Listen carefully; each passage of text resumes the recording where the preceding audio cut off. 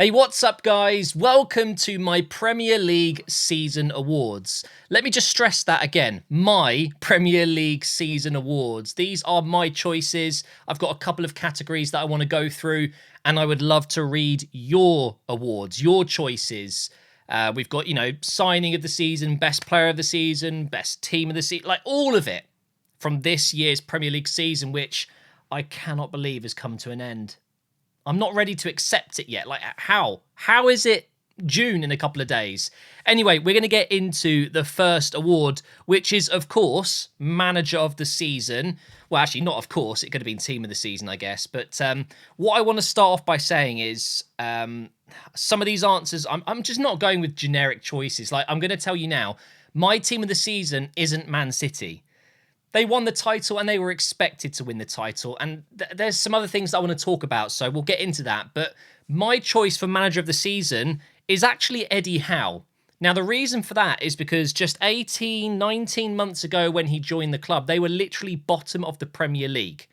And we could see last season that he was already quickly getting Newcastle out of trouble and actually playing at a very high level. You could see that this season they were going to improve. They were not going to be in the relegation battle. However, I don't think we would have expected a top four finish in his first full season. And let's face it, they've spent a decent amount of money on players like Isaac and Botman, but realistically, the squad they've been working with is quite similar to the squad that was in that relegation battle. So for me, there's obviously some other candidates here. You could say Pep for winning the league. You could say Arteta for getting Arsenal somehow second. You could say O'Neill, what he's done at Bournemouth. You could say De Zerbi. But I think Eddie Howe is the manager of the season to get Newcastle in the top four. And he hasn't blown 200 million on fullbacks and 100 million on a striker. He's been quite clever with his signings, I would like to say, and Newcastle have been fantastic. So fair play to Eddie Howe, and it's going to be very interesting to see how far he can take them with, well, the most money of any club in the world. Not that they can spend it all because of FFP, but they will be a force to be reckoned with because of that money very, very soon. Champions League football next season. It's going to be a good one. Up next, we have Player of the Season, and I have gone with, you could say, the generic choice, and that is, of course, Haaland.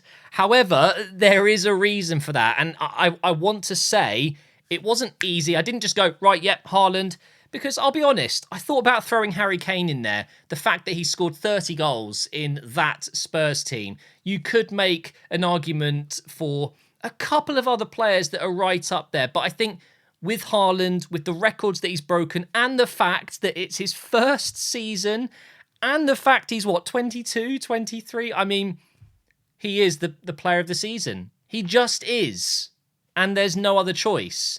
Whereas I think some of the other non-easy choices, that there's some other options you can go with. I just felt like, it had to be Haaland. You don't break records like that unless you are just a special player. And there's no doubt in my mind that Haaland is... I think he's going to be the best player in the world. I think he probably is very close right now. The argument is going to be him, Mbappe, and a few others, your Pedris and whatever. But honestly, I think right now, if Messi wasn't still active, I would argue that Haaland is the best football player on the planet. Maybe. Oh, it's so tricky, isn't it? Because he hasn't got the complete game. He's just an unreal goal scorer. But that's just an incredible talent in itself. But fair play to Haaland. First season, he's broken records, top scorer. Who would have seen that coming? Right, we'll move on to Young Player of the Season, which technically Haaland can win as well. But we're not going to be boring and give it to Haaland.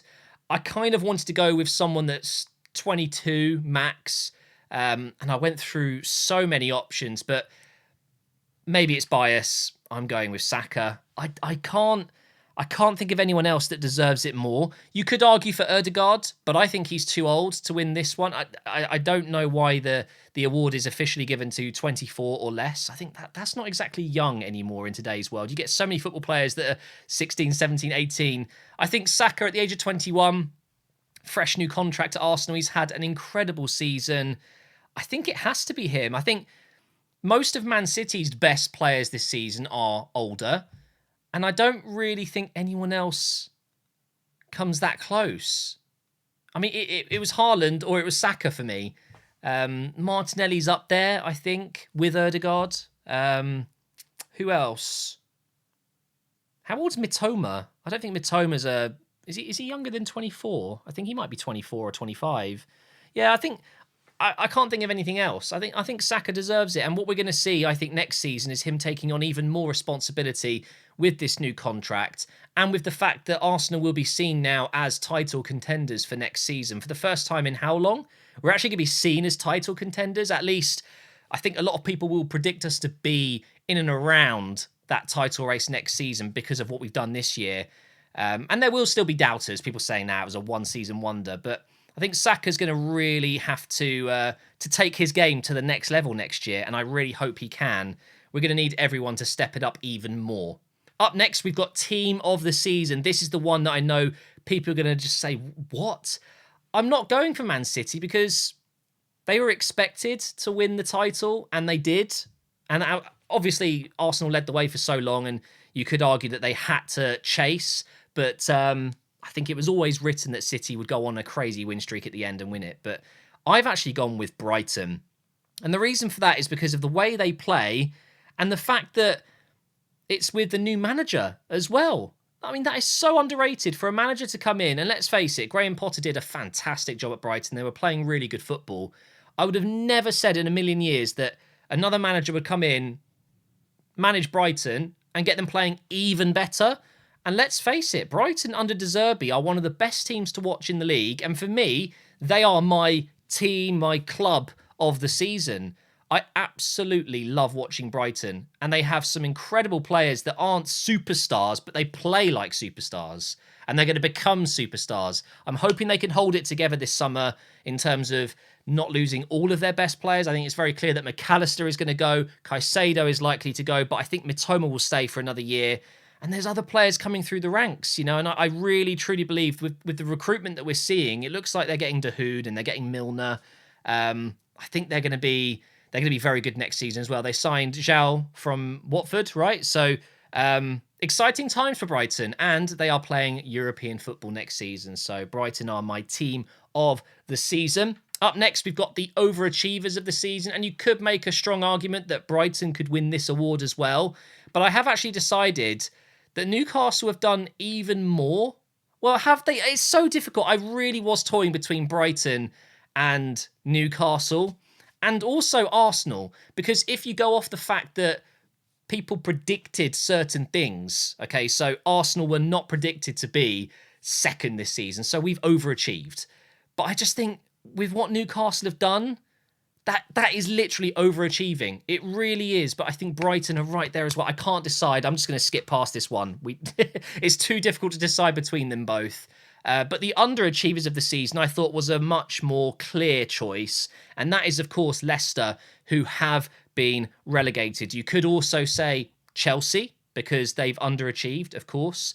But I think the fact that Leicester have been relegated, that is just... I mean, it's not right. Leicester won the title 7 years ago. And of course, the trauma that came with their owner, unfortunately losing his life in that helicopter crash, and then with COVID, and it was a huge amount of pressure on a club that had just won the title, and they didn't reinvest in players that were quality enough. You look at players like Soumer, didn't quite get going. You know, there are so many examples, but in general, as soon as they lost Mahrez, Kante, Drinkwater, Vardy never really got back to his absolute best with his age going, he's getting older.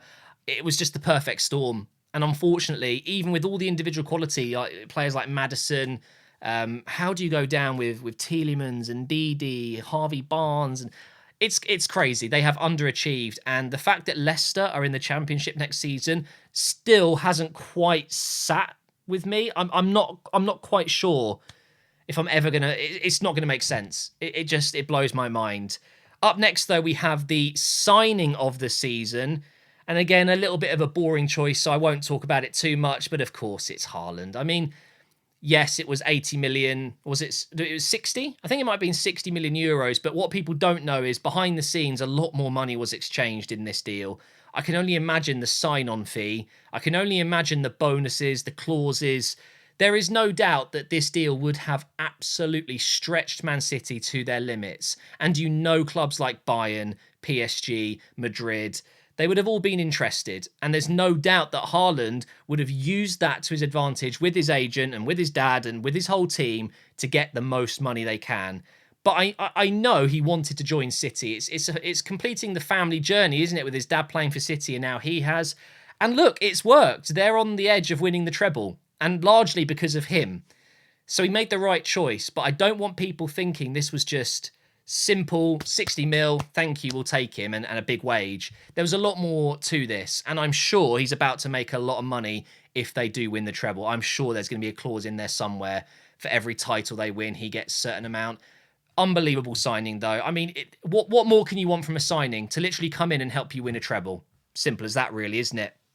And now we've got moment of the season, and this is, of course, a very personal choice. Everyone's going to have a different moment of the season, but for me, there's only one, maybe two, that really shout out. For me, it has to be the Reece Nelson goal against Bournemouth. We're at home, we're leading the table, but there's pressure on us. You've got City chasing, lots of doubters in the media saying that we're not going to actually achieve it, and we're losing to Bournemouth. And everyone's thinking, oh my God, we're collapsing. And to turn it around and to win it in the way we did, I screeched like a girl. Honestly, though, I think second place for me, right up there, is the goal against Aston Villa that made it 3-2. The Jorginho strike, which hit the bar and then hit Martinez and went in. But we went on to score again in that game, and that kind of took away a little bit of the magic from that moment for me, because we might... Obviously, it's hindsight, isn't it? But this moment right here, for me, might go down in history as one of the best moments as an Arsenal fan in recent history. Just a moment of pure elation, and people won't understand it because it's Bournemouth at home. But, oh God, I've got something in my eye. When you are behind and you're struggling, and there's just this magic moment, a sub goes on and scores a winner like that, it's just incredible. And this is the worst time to get something in my eye. That's going to hurt. I mustn't scratch it, otherwise my hay fever will set off. And now we've got match of the season. Now, there was a few candidates. I'm going to say Everton's 5-1 win at Brighton really stands out for me. The Arsenal 3-2 against Liverpool, Manchester United. What else was a really, really good game? I mean, there were some others I was thinking of, but there's only one match that I still look back at and think, did that actually happen? Did I actually witness that? And that is, of course, Liverpool beating Manchester United 7-0. And the reason that really stands out for me is not only is it just such a huge rivalry, but it's the fact that Liverpool were not having a good season this year, and they were really struggling. And Manchester United have been a far better squad and a better team than Liverpool this year. But to get slapped 7-0, I mean, every goal that went in, just incredible. And another shout as well is the Newcastle Spurs game. The first 20 minutes of that, unbelievable, and I was laughing my head off. And then we've got surprise of the season. We could rename this to failure of the season, and that has to be Chelsea. It's a shock. It's a surprise that you can spend 600 million on a squad and finish, what was it, 12th? I mean, look at the talent they've got in that picture. It's crazy to me that we're discussing Chelsea as being so poor. I can't believe it, and I don't mean poor financially. They're already looking to spend 60 million on Ugarte, and they're going to be making more transfers, and that just blows my mind. But yeah, Chelsea, underachievers, failures of the season, whatever you want to call them. What a shocking year from them. But that is it. Thank you so much for watching my season awards. Again, get your comments down below. I want to hear your thoughts. So maybe you could just write what the award is that I've got here and then just put your choice, and I will have a read through them. Thank you for watching. As always, I really appreciate your support on these videos. I know you're probably missing the career mode. I feel like I'm almost there. It's a real tough thing to go back to something that, because I'm mentally struggling at the moment in life, and when I play FIFA, I'm kind of back there. It's really hard to explain without telling you what's going on, and I'm just not ready to. So hopefully you guys understand. We should be back with it soon, though. Thanks for watching, guys, and I will see you in the next video.